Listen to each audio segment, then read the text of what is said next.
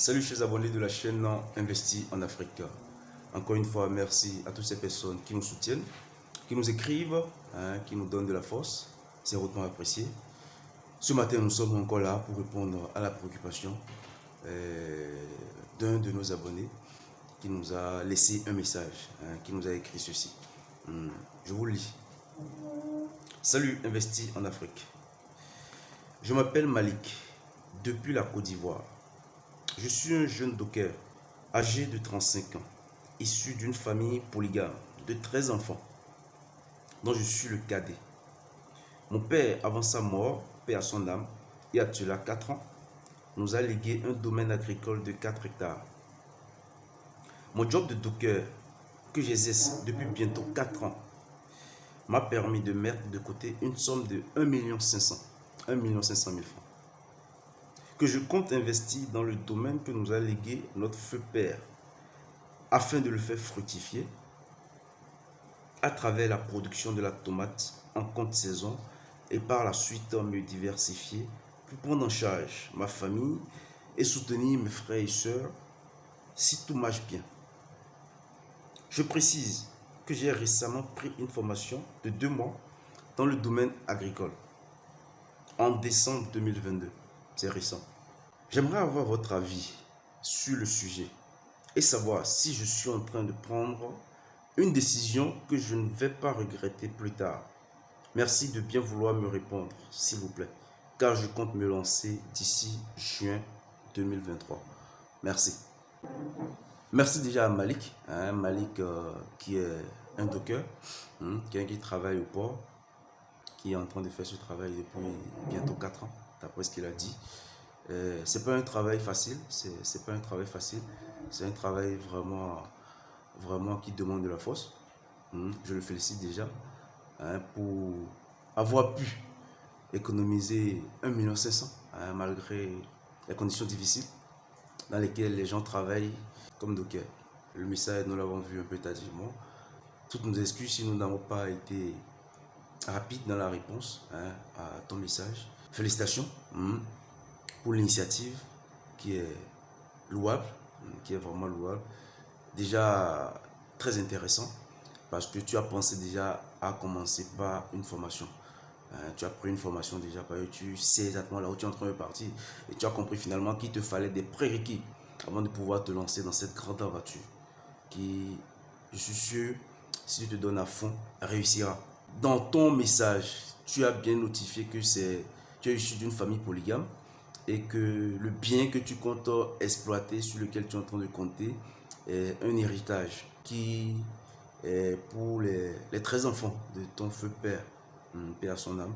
Moi, ma question pour toi est de savoir, est-ce que tu as pris le temps déjà de pouvoir quand même discuter avec tes frères par rapport au sujet, par rapport à la question, par rapport à ton projet, pour avoir déjà leur approbation?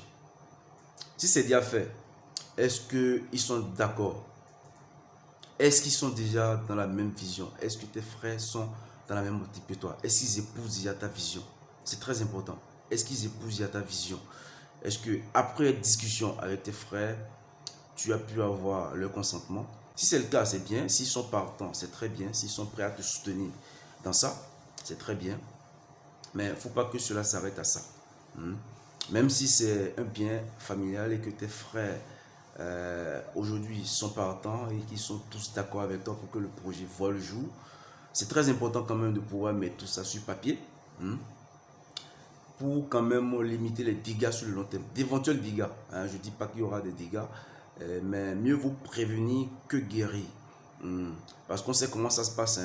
Et la plupart du temps que ça commence, tout se passe très bien, mais on ne sait pas exactement comment ça finit. C'est un peu ça. Donc, par mesure de sécurité, déjà, nous préconisons de pouvoir faire une assise de nouveau avec la famille, leur expliquer clairement tes projets sur le court, le long terme, définir de bonnes bases avec eux, déjà voir si tout le monde adhère au projet, à ta vision, et si tout le monde est partant. Et après ça, quand même, essayer de mettre sur papier qui sera signé par tous les membres de la famille. Peut-être tu as un projet qui s'étend sur une durée peut-être de 10 ans. tu essaies de le faire, hein, de faire signer cette clause selon laquelle quand même tu comptes exploiter le domaine pendant une durée de 10 ans ou de 5 ans, où tous les membres de la famille auront à signer. Ça te protège dans un premier temps, ça protège ton investissement. Le risque que tu es en train de prendre ici en réalité c'est quoi? C'est que si les membres de ta famille, ils ne sont pas honnêtes avec toi, ils vont juste te laisser investir tes sous, te donner à fond. Et là où le problème va se poser, c'est où? C'est quand le résultat sera visible. Quand tu vas commencer par te faire du chiffre. Quand le cash va commencer par entrer à flot. C'est en ce moment que tu verras les gens sortir. Les gens viendront réclamer leur dû. Les gens viendront, les gens que tu n'as même pas vu lorsque tu étais en train de mettre de l'argent dans le business, vont sortir et commencer par te réclamer peut-être de l'argent.